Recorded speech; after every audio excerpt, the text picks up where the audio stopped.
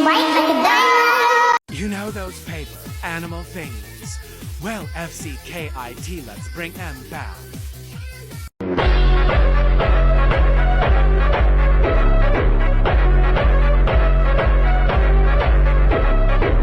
Never make these mistakes creating your own paper doll. Number 1, don't make your doll with only 2 pieces. Doing this will make a character look stiff and lifeless.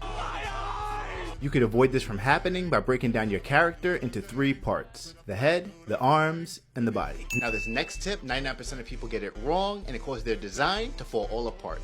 And that's, don't use weak glue or tape. Doing this will have your doll fall apart while it's moving. You can stop this from happening by using a strong brand like Gorilla Glue. But this last mistake is one that most people overlook and it causes them to start all over. And that's not adding a flap of clothing over the head. Not doing this will cause your design to lose that cool hanging effect.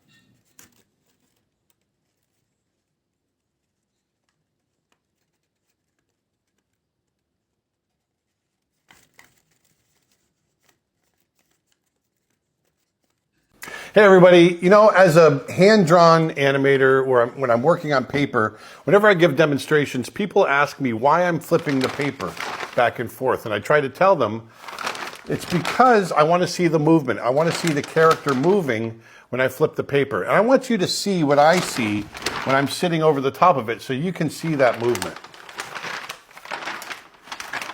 This is a character I drew the other day where she's just turning her head. And I want you to see basically what I'm seeing. I've got one more I'm going to show you. Here's another one with my character, my polar bear character from Snow Bear. And let me show you what he looks like coming forward.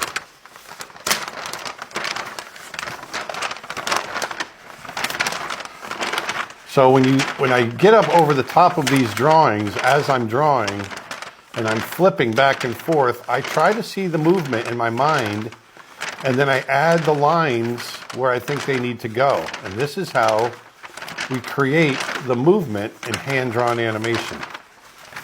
It's something that takes years to perfect, and I've been doing it for 35 years.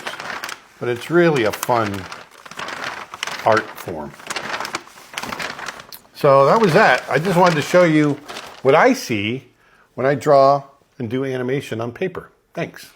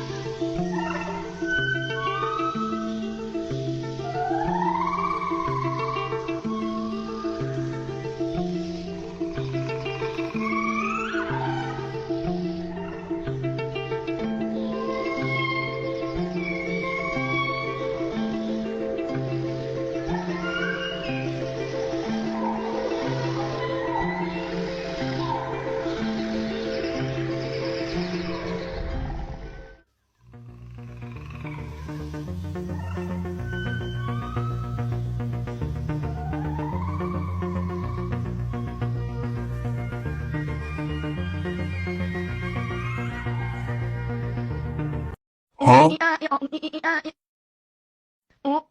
Huh? Huh?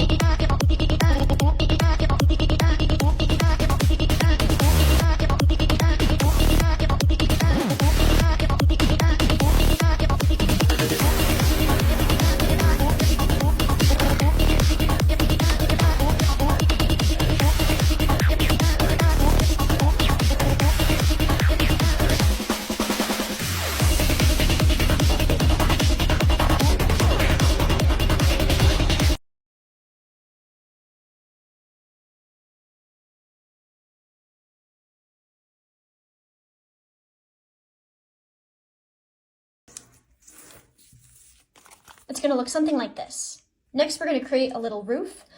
So this edge is going to come to this edge. Just like that. And then we're going to do the same thing on the other side. And don't worry about these little edges here. It's okay if they overlap. Next, we're going to fold this edge to this point here, pivoting on this point here. So this edge, we're kind of locking at this point. It's going to meet that edge right there. So it kind of makes a perfect triangle here. We're going to give that a nice crease, open that up. We're going to do the same thing on the other side. So this edge to this point here. Give it a crease. And it's going to look something like this. Next, we're going to fold along this crease that we already have. We're going to fold valley fold. But just as we get to this edge, we're going to pop that inside out. So if we look from the side, we're popping that inside out, just like that. Once you have something that looks like this, we're going to fold this edge. There's going to be kind of two of them here. We're going to fold this edge to this edge here, but just slightly shy. So I'm folding,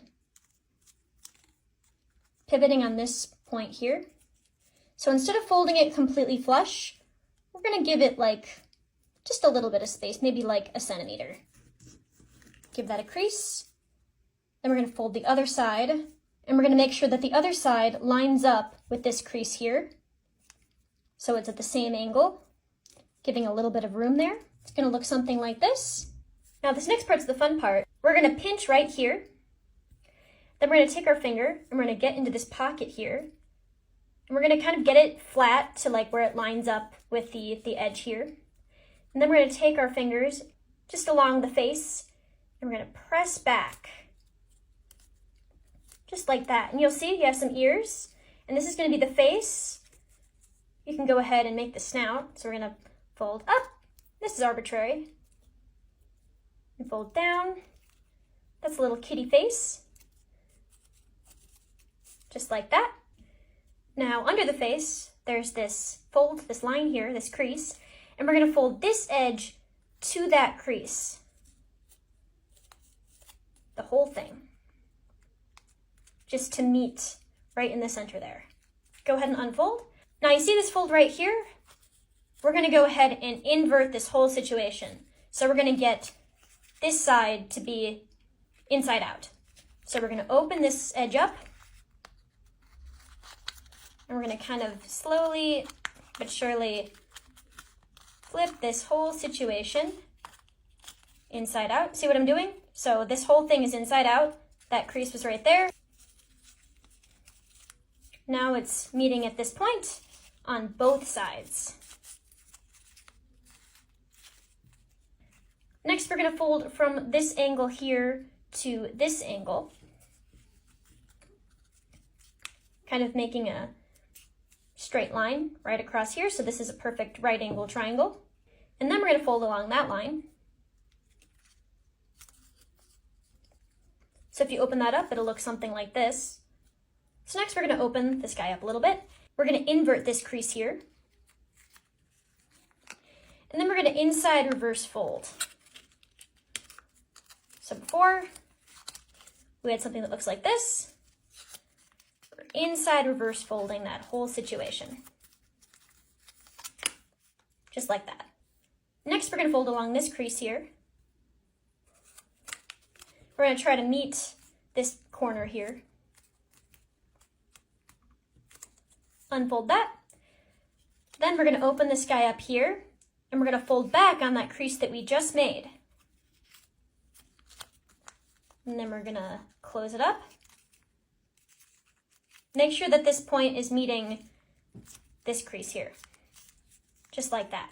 And you might be able to tell already, this is our head, this is our tail, these are going to be our paws. Next, we're going to create a crease here. So we're going to meet this edge to this edge, ending at this point here. So meeting at this point, and then flush with the bottom edge there. Open that up. Next, we're going to fold this edge to that crease we just made. So we're going to create an angle here. We're meeting these two edges. All right, open that up. And then we're gonna do the same thing on the other side. So we're gonna meet this edge to that crease we just made. Just like that. And then we're gonna create a crease right here at that intersection. And that's just kind of a pre-crease for later. Video is going to be too long, so check out part 2.